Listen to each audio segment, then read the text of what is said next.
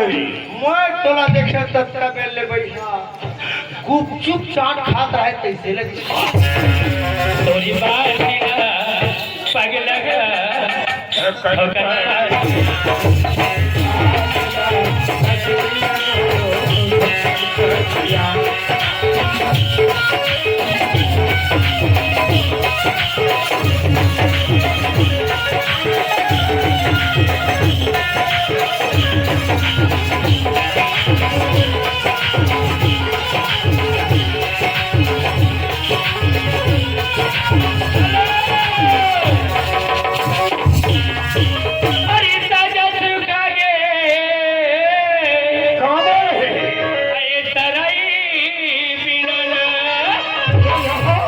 छोटे देवारे कागे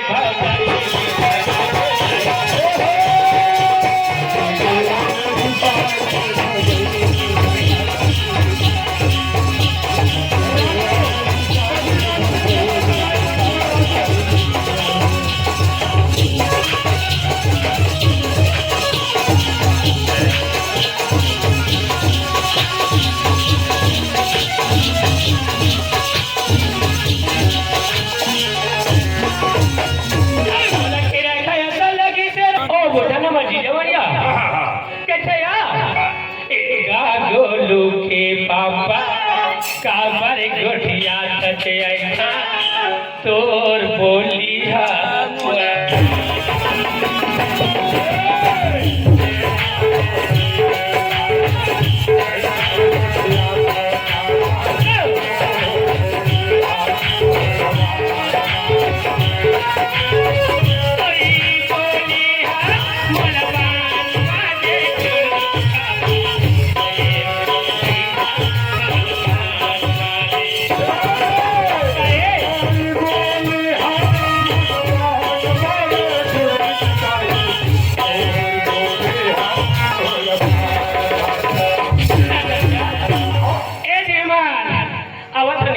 नेताजी ने पहुंचवे दे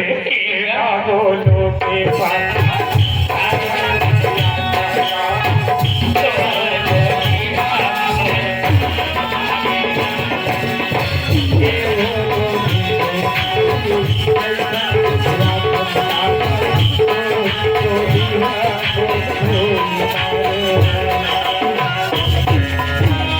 क्या क्या सब है दुर्लभपुर के खड़ा